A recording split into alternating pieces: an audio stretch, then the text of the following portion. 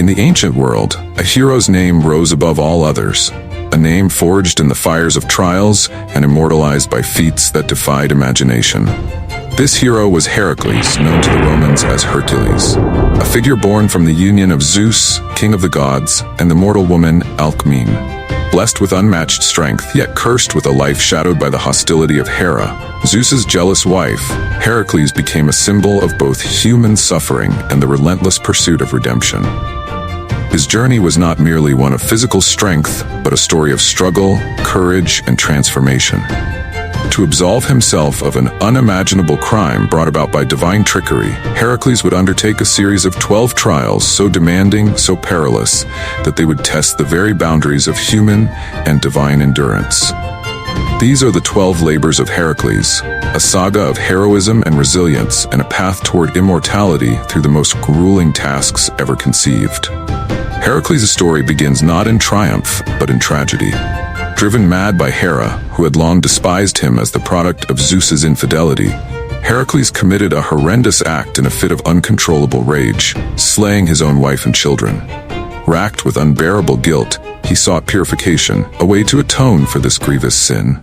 His search for redemption brought him to the court of King Eurystheus, a ruler both envious and fearful of Heracles' power. Determined to keep Heracles in his control, Eurystheus assigned him 12 labors, each intended to break his spirit or end his life. Yet Heracles, resolute and desperate for redemption, accepted his fate and braced himself for challenges beyond mortal comprehension. In his first task, he was sent to confront the Nemean Lion, a ferocious beast terrorizing the land with skin impervious to swords, arrows, or any weapon of mortal making.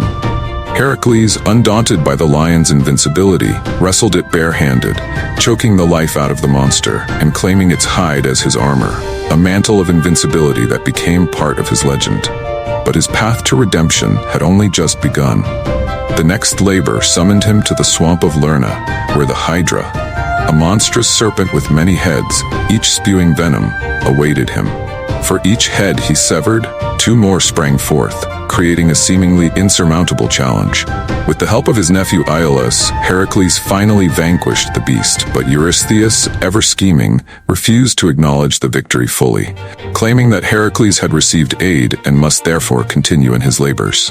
Undeterred, Heracles set forth on a year-long hunt for the sacred Ceryneian hind, a swift and elusive creature with golden horns beloved by the goddess Artemis. To complete the task without angering the gods, Heracles pursued the hind across mountains and forests, capturing it alive and demonstrating his patience and respect for divine creatures. In the 4th labor, he faced the fierce Erymanthian boar, capturing it in a snowstorm and hauling it back to a terrified Eurystheus, who cowered in his chamber, fearful of the hero's growing accomplishments. Each labor grew in difficulty, each task more cunningly designed to wear down his spirit. Yet Heracles persisted, next confronting the Augean stables, which had not been cleaned in years, a task requiring both strength and ingenuity. In a single day, he rerouted 2 rivers through the stables, washing away the years of filth and fulfilling the labor through both wit and raw power. Yet Eurystheus, determined to see Heracles fail, discounted this labor as well, citing that Heracles had taken payment for his work. The 6th labor took Heracles to the skies, where he confronted the Stymphalian Birds, deadly creatures that rained down razor-sharp feathers upon their prey. With a gift from the goddess Athena, a set of clashing bronze castanets, Heracles startled the birds into the air, then took them down with his arrows. He then sailed to Crete to subdue the Cretan bull, a beast of incredible strength, which he wrestled and subdued before bringing it back to Eurystheus. With each labor, Heracles honed his skills, proving not only his strength but his adaptability and cleverness. Yet still, the trials grew in intensity. Heracles journeyed to the far north to capture the man-eating mares of Diomedes, a savage task that led him to subdue the Thracian king Diomedes himself, feeding the tyrant to his own horses. Then he was tasked with claiming the belt of Hippolyta, queen of the Amazons, a symbol of warrior strength. Though Hippolyta initially offered it willingly, Hera's interference sparked a battle, and Heracles, in the heat of conflict, took the belt by force. The next labor required a journey to the edges of the known world, where Heracles confronted Geryon, a monstrous being with 3 bodies, to steal his prized cattle. Braving the wilds and dangers of this distant land, Heracles vanquished Geryon and brought back the cattle, but only after overcoming countless obstacles on the return journey. Finally, he reached the 11th labor, the legendary golden apples of the Hesperides, treasures hidden away in a mystical garden, guarded by a dragon named Ladon. Enlisting the aid of Atlas, the titan who held the sky, Heracles used his wits to retrieve the apples, securing yet another victory. The 12th and final labor was the most harrowing. Heracles was ordered to descend into the underworld and bring back Cerberus, the monstrous 3-headed dog who guarded the gates of Hades. Undaunted, Heracles traveled to the underworld, where he met Hades, Lord of the Dead. Hades agreed to let him take Cerberus on the condition that he subdue the beast without weapons. With all 12 labors behind him, Heracles had not only achieved redemption, but had also proved his worth to gods and mortals alike. Through cunning, strength, and resilience, he overcame challenges that would break even the strongest warriors. His journey transformed him from a man seeking forgiveness into a hero of legendary status, whose story would be passed down through the ages, inspiring tales of courage, endurance, and redemption for generations to come. To my loyal subscribers, thank you for being a part of this journey once again. Your support truly brings these timeless legends to life. And to all our new viewers, welcome. If you enjoyed exploring the incredible strength, wit, and courage of Heracles, consider hitting subscribe so you won't miss any of our future adventures. Now, reshape your seat, refill your popcorn, and let's dive deep into every daring detail of Heracles' legendary labors. Don't forget to like, comment, and share your thoughts. Your engagement keeps these epic stories alive. Heracles' story of redemption began with his first labor, defeating the Nemean Lion. This lion was no ordinary creature. It had a golden hide that rendered it impervious to any weapon. Heracles initially tried using his bow and arrows, but they bounced off the beast, useless. Realizing that traditional weapons were futile, Heracles strategized. He tracked the lion to its den, a cave with 2 exits. Blocking one, he approached the beast head-on, using his bare hands to engage in a desperate hand-to-paw struggle. The lion roared, its powerful claws slashing through the air. But Heracles, driven by strength and endurance, wrapped his muscular arms around its neck, applying pressure until the lion's roars fell silent. When he returned to Eurystheus, wearing the lion's hide as a cloak, Eurystheus was so terrified that he ordered a bronze jar to be constructed for himself, where he could hide whenever Heracles returned. For the second labor, Eurystheus ordered Heracles to slay the Lernaean Hydra, a many-headed serpent that haunted the swamps near Lerna. The Hydra's breath alone was toxic, and each time Heracles severed one of its heads, 2 more would grow back in its place. As Heracles engaged the beast, he quickly found himself surrounded by snapping heads, each dripping with deadly venom. His nephew, Iolaus, who had accompanied him, observed the Hydra's regenerative power and devised a plan. Each time Heracles struck off a head, Iolaus used a blazing torch to cauterize the neck, preventing it from regenerating. Head by head, they diminished the beast, until only the immortal head remained, snapping and hissing.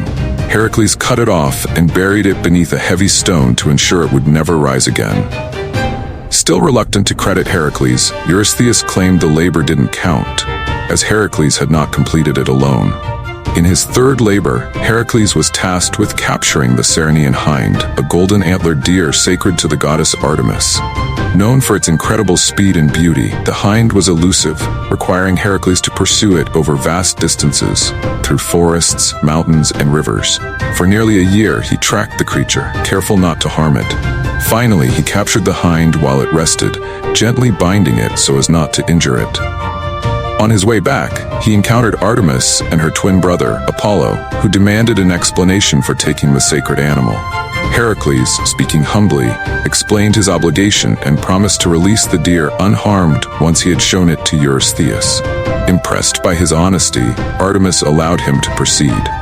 The fourth labor required Heracles to capture the Erymanthian boar, a colossal beast with tusks sharp enough to slice through armor. Heracles pursued it through snowy mountains, where the boar would charge furiously through the deep snow, evading capture. But Heracles was patient. He drove the boar uphill, where the thick snow slowed it down, until, exhausted, the creature could no longer run. Binding it with rope, Heracles heaved the boar over his shoulder and returned to Eurystheus, who, as usual, recoiled in fear at the sight of another of Heracles' successful captures. The fifth labor was a test of ingenuity and endurance. Heracles was ordered to clean the Augean stables, which had not been cleaned in over 30 years. The stables housed thousands of cattle, and the filth was overwhelming. Eurystheus hoped this task would be a humiliating failure, imagining Heracles struggling in knee-deep muck. But Heracles approached the challenge with cunning. Observing the nearby rivers Alpheus and Peneus, he diverted their courses through the stables, creating a rushing flood that washed away decades of waste in a single day. When Augeas offered him a reward for his work, Eurystheus disqualified the labor, claiming that because Heracles had accepted payment, it did not count. Heracles simply shrugged, ready to face the next challenge. The sixth labor brought Heracles to a swamp near Lake Stymphalis, home to the deadly Stymphalian birds. These vicious creatures had beaks of bronze and feathers as sharp as arrows, which they could launch at their prey. They filled the air with their metallic feathers, making it impossible for anyone to approach them safely. However, Athena gifted Heracles with a pair of bronze castanets, which he clashed together to create a deafening noise. Startled, the birds took flight, and Heracles quickly readied his bow, shooting them down as they fled. The labor was complete, and Eurystheus grudgingly marked it as successful. For the seventh labor, Heracles was sent to capture the Cretan bull, a powerful and untamable creature that was terrorizing the island of Crete. Heracles arrived on the island and tracked down the bull, which had a massive, muscular body and wild, gleaming eyes. Dodging its furious charges, Heracles eventually managed to leap onto its back, gripping its horns with such force that he subdued it. He then wrestled the beast to the ground, tied it up, and transported it back to Eurystheus, who quickly ordered Heracles to release it far from the palace walls. The eighth labor took Heracles to the savage land of Thrace, where he was tasked with capturing the flesh-eating mares of Diomedes. These man-eating horses had been fed on human flesh by their cruel owner, King Diomedes, who took pride in their savagery.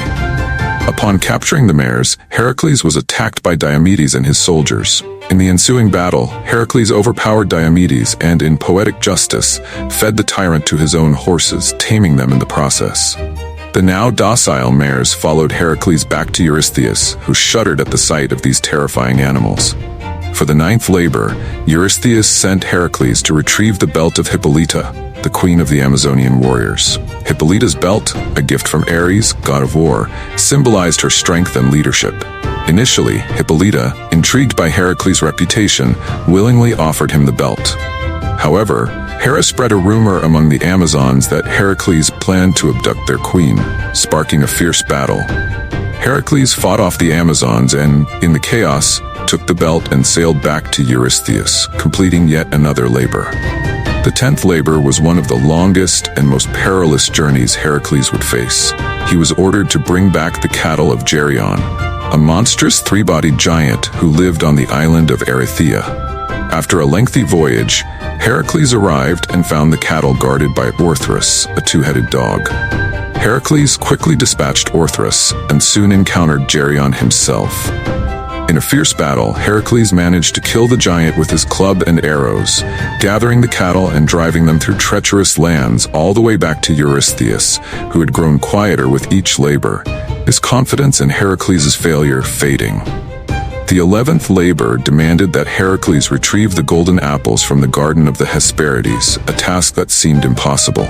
These apples were gifts from Gaia, the earth, to Hera, and were guarded by the Hesperides, as well as a dragon named Ledon.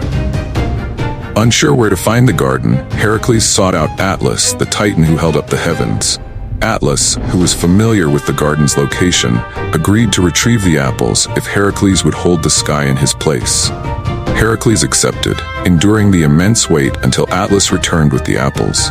But Atlas, enjoying his freedom, suggested he deliver the apples himself, leaving Heracles to hold the heavens forever. Heracles, however, cleverly tricked Atlas by asking him to hold the sky for just a moment while he adjusted his cloak. As soon as Atlas took the weight back, Heracles gathered the apples and left.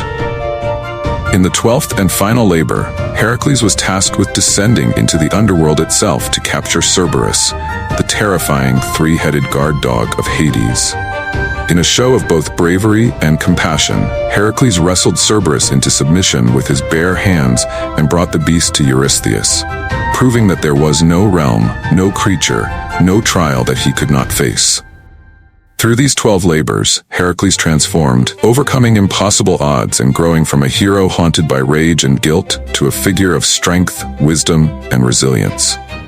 His labors reveal a journey not only of physical endurance, but of spiritual growth, as he faced monsters both real and metaphorical, seeking redemption through acts that transcended mortal capability. In each labor, Heracles teaches us about the power of perseverance, the complexities of redemption, and the heroism that lies in conquering not just the physical challenges before us, but the inner battles within. Through the 12 labors, Heracles became more than a hero. He became a legend, an immortal figure whose journey continues to inspire, reminding us all that with courage, endurance, and resilience, even the most impossible trials can lead to transformation and greatness.